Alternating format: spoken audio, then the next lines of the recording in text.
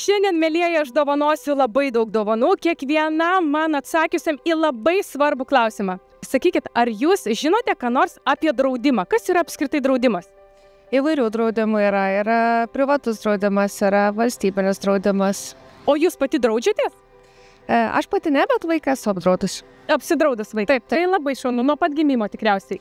Šiek tiek palaukiam, bet paskui taip. Labai yra svarbu apdrausti savo vaiką vien todėl, kad kai atsitinka vaikui trauma, jūs būtumėte saugus finansiškai, kad jūs ramiai galėtumėt savo vaiką slaugyti namie, o nebijoti, kad pas jūs finansai pasibaigė ir jūs nebegalėsite dirbti tada, kada reikės būti su vaiku, kuriam atsitiko trauma. Jeigu jūs dabar gautumėt traumą, ar jūs esate finansiškai apsaugota?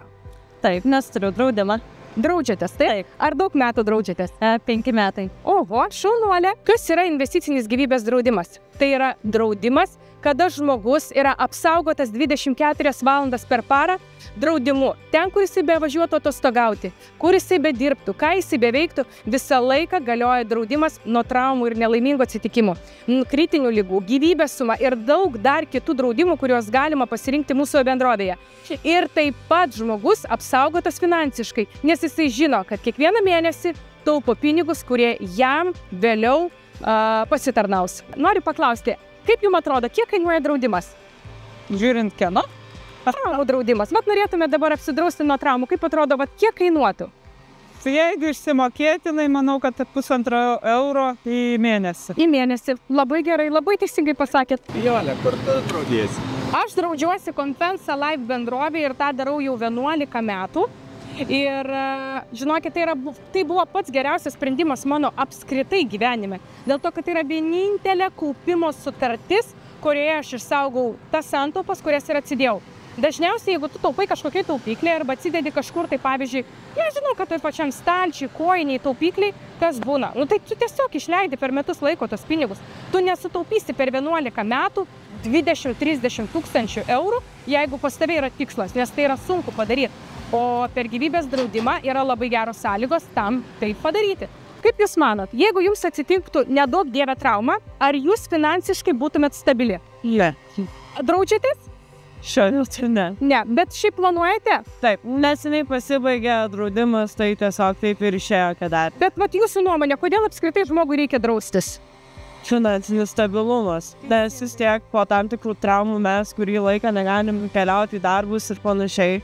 Tai ir yra taip, kad bent kažkokia pinigėlio atsarga būtų. Kaip jūs manot, ar reikalingas draudimas apskritai žmogui? Jeigu vairuoji, tai taip. Jeigu vairuoji, o jeigu nevairuoji, nereikia. Štai girdėjome nuomonę, kada žmogus galvoja, kad draudimas nereikalingas. Aš turiu kitokią nuomonę, kardinaliai kitokią, kad draudimas yra reikalingas absoliučiai kiekvienam žmogui. Tik yra vienas niuansas. Kokį draudimą reikia pasirinkti tada, kada tu vairuoji, kada tu nedirbi, kada tu keliauji, kada tu tiesiog dirbi sėdimą darbą. Va visus šitos klausimus aš atsakau individualioj konsultacijai ir kai žmogus man pasako, dirba ar vieną, ar kitą dalyką, ar galbūt augina vaikus, aš pasakau ir patariu, kokio draudimo šiai minutį jam reikėtų. Kaip jūs galvojat, kas jums yra svarbiau, drausti save ar turtą? Save. Kodėl? Aš didžiausias turtas. Labai gerai, žiūrėkit, žmogus atsakė, kad drausti save yra svarbiau nei turtą. Žinoma, turtas atsiranda, jeigu tu esi pats. Jeigu tavęs nėra, turto nėra pas tave.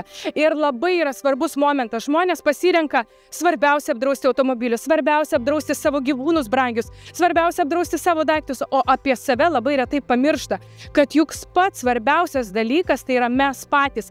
Netgi tada, kada šeima turi vaikų, jūs turite pagalvoti apie save, nes jūs auginate ir viską duodate savo vaikui, nes be jūsų vaikų nebūtų. Jūs turite pirmiausia drausti save, o po to vaikus ir po to visą kitą. Ar senai draudžiate save?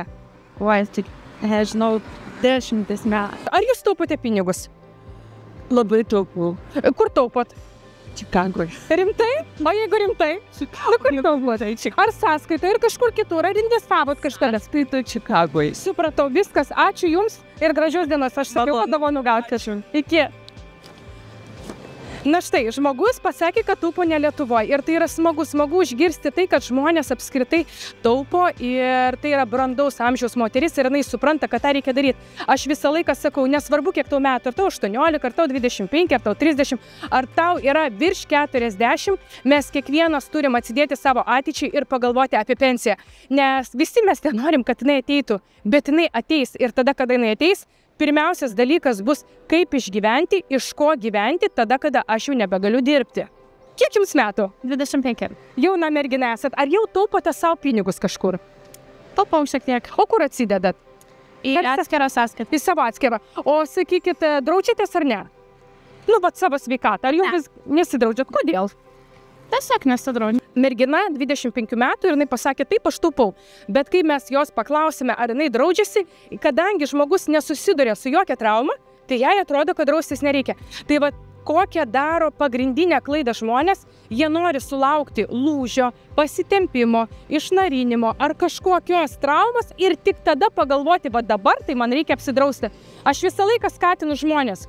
Žmonės, mano mėlyjeji, draudimas nekainuoja daug tam, kad juo apsidrausti. Apsidrausti reikia iš anksto, o nelaukti, kol atsitiks trauma ir tada pradėti galvoti, o kaip būtų gerai dabar, kad pas mane kišenė atsirastų už traumą 800 eurų. Matau, kad aktyviai sportuojat. Ar visada taip sportuojat ar ne? Pas jūs visą laiką savaitėje yra sportas. Taip, visada. Ar turėjote traumų sudėtingų tokių? Taip. Kokių? Kelio traumų. Gal šiuo metu draudžiatės? Taip. Ir jau žinot, jeigu trauma atsitiktų, jau gautumėt išmoką. Tai tikriausiai va tas dalykas ir pamokė kažkada, tai kad reikia. How much do you pay for insurance? 50 euros gets me usually 6 months. Supratau, bet Lietuvoje gyvena? He doesn't live in, jis gyvena Australijoje. Ai, supratau, ir čia kartais tai būna. Jis antrą kartą čia yra. Ai, supratau, patinka? Do you like it? Love it. Love it. Na štai, pakalbinau aš 2 žmonės, kurie aktyviai leidžia laisvalaikį. Ir vienas iš jų pasakė, kad turėjo kelio traumą. Kai aš jo paklausiau, ar jisai draudėsi tuo metu, sakė ne. Ir matot, kad traumos žmonės pamokina, draustis visgi reikia. Kai tu leidi laisvalaikį labai aktyviai, draustis privaloma. Klausimą ir dovaną padovanot. Žinokit, labai... Skubat. Nu gerai, bėkit. Gerai. Na štai, neturim laiko dažnai ir draudimui, ir konsultacijai, ir skambučiui, ir netgi savom sutartim, kurias turim finansinės, neturim laiko konsultacijai jai, tai sutarčiai, kad turėti geriausias sąlygas.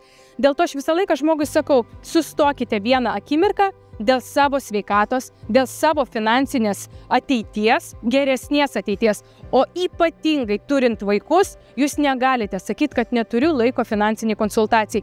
Nes būtent apie tai aš ir papasakoju, kad draustis ir kaupti būtina, o tam reikia atrasti laiko 30-40 minučių individualios konsultacijos pas Vijolę Jočienę. Papildomai kažkur nesidraudžiat. O šiaip traumų gyvenime turėjo ar ne? Tokių vat rimtesnių. Lūžiai, pasitempimai kažkokie. Labai rimtų, tai ne. Kažkada vaikystė galva prasiskėlės, ar ten ranką įsipjovęs, bet kaip sakyt... Sveikas esat. Nu, Pakankamai. Tai tikriausiai apie tą draudimą ir nemąsto dėl to, kad kaip ir nebuvo traumų ir jums atrodo, kad nereikia. Labiau stengiuosi rūpintis savimi ir pasikliauju, kaip sakyt, sėkmė ir savo fiziniais pajėgumais. Žmogus, taip pat mes sutikome žmogų, kuris neturėjo kaip ir traumų. Labai senai kažkada vaikystėje tokių žmonių į konsultaciją pas mane ateina tikrai nemažai. Ir žmonės, kurie negalvoja, kad įvyks ateityje kažkas, tai dažniausiai ir nenori nedraustis. Tai aš tokiem žmonėm noriu duoti patarimą.